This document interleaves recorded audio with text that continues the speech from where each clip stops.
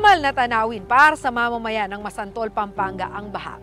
Baha na dulot ng high tide o kaya naman baha na dala ng malakas na pag-ulan. Paanong kung ang tubig ay hindi na humupa at sinakop na nito ang lupa at tuluyang nabura sa mapa ang isang dating masayang komunidad?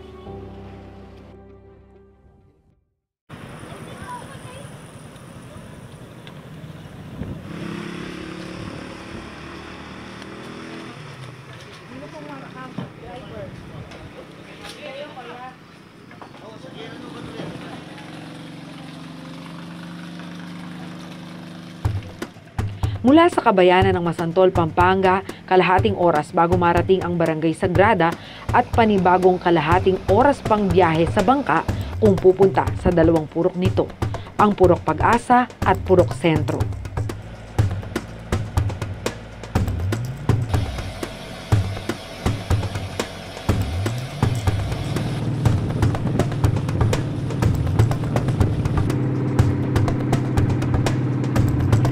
Papunta tayo ngayon sa Sitio Sagrada Familia. Isa itong lugar sa Masantol, Pampanga na sinasabing nakararanas ng unti-unting pagbaba ng lupa o land subsidence nitong nakalipas na 7 taon.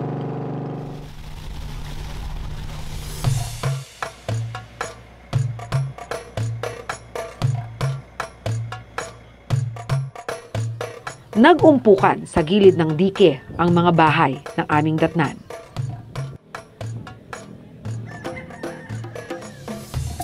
Sa likuran, mistulang malawak na karagatan ang masisilayan. Sinong mag-aakalang ito ay dating malawak na palayan at kinatitirikan ng nasa 50 kabahayan, kasama na ang bahay ni Kapitana Teresa Lakap. Dati po yung lugar po namin dito sa Sagrada Familia, maganda po talaga kasi wala pong tubig, yung mga daanan namin. Tsaka ito pong nakikita niyo po sa likod namin, palayan po yan. Tsaka itong mga mga pilapil kasi nga po palayan. Tapos nung dumating po yung time na wala na pong tubig tabang, kinonvert po siya ng pispan. Kasi nga po wala ng tubig tabang, kaya pispan po ang inano ng mga tao dito. Tsaka dati po talaga hindi ganyan yung lugar po namin. Dati po ang daming bahay dito kasi alos ayaw po namin dun sa sa tabi ng dike or tabi ng ilog, kaya dito alos kami nagpunta kasi nga maganda kumbaga yung lugar dito sa may palayan, presko, tsaka syempre maganda din yung ng paligid. Pero nung time nga na ganun na yung sitwasyon, parang bumababa na yung lupa. Yung mga tao dito na dating nakatira dito, lumipat na sa dike.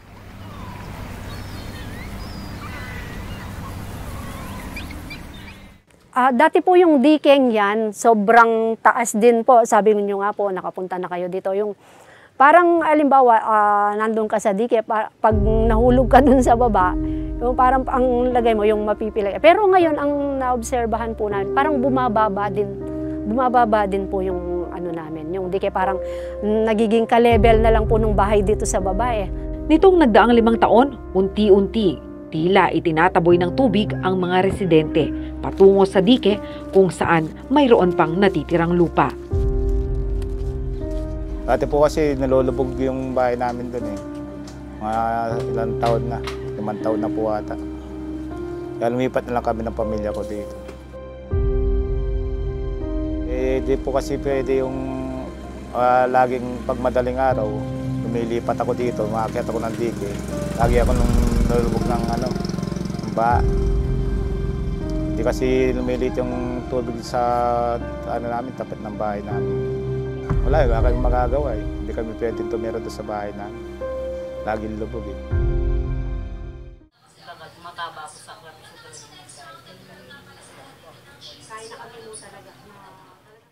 Ang ibang residente, pilit pa ring nilalabanan ang pananakop ng tubig sa pamamagitan ng pagtatambak.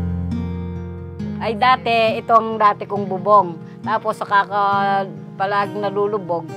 Ayan, tinaas ko hanggang dito. Ayan, yung mga bintana, talagang sa lubog, nasira. Ayun, parati kaming lumulubog. Kahit na gabi-gabi napupuyat dahil sa tubig, pataas ng pataas. Yun naman lupa, pababa ng pababa. Pero di ba nagtatambak po kayo? Kaya lang hinahabol ng tubig. Ilang beses na po kayo nagtambak sa bahay niyo? 4 na beses. Ay, yung mga gamit namin, buhat nung nakabili kami, hindi namin linapag sa dahil lumulubog.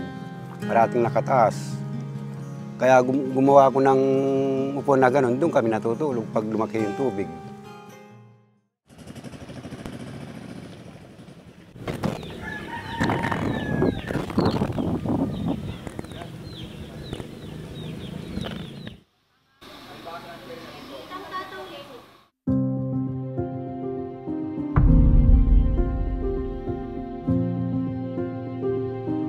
Mistulang nakikipagkarera sa pagtaas ng tubig ang nag-iisang paaralan sa Sagrada.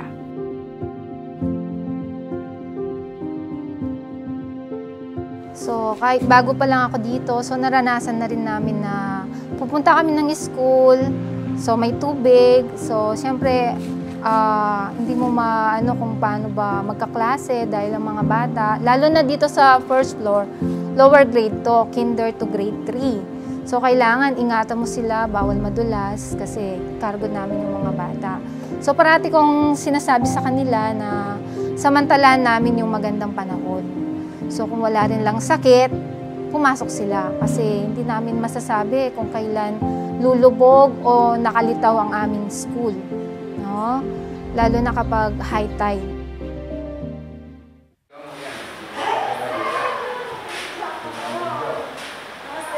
Naglagay sila ng sandbagging. So yon, share sila ng school, ng barangay pan, ng PTA namin. Sandbagging yon. Kaso medyo delikado din yon kapag umuulan, madulas. So may mga estudyante na rin kaming nadulas dahil pag inapakan mo yon, basa. So ako muntik na din madulas dahil sa sandbagging. So, hindi rin siya safe para sa mga bata. So, napagdesisyonan namin na humingi ng tulong sa aming buting mayor, Tonton Bustos, at sa aming mga PTA, at kay Kapitana na kahit man lang yung kalahati ng aming pathway masemento para sa safety ng mga mag-aaral namin dito sa SPES.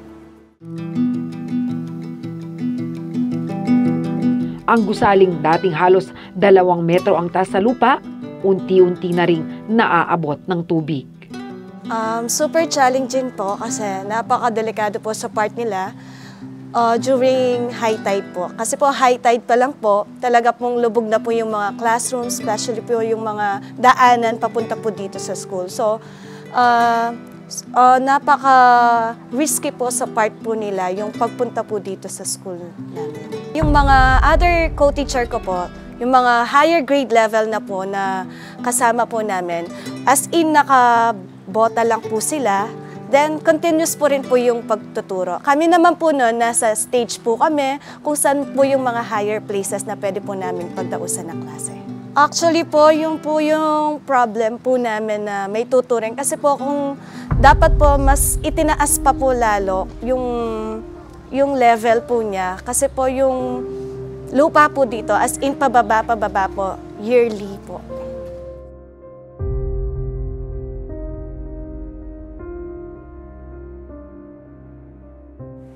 2 purok na ng Barangay Sagrada Masantol ang nabura sa mapa. Ang buhay ng mga residente ay nagmistulang habulan. Nagtatambak, lumilikas, ngunit laging nakasunod ang tubig.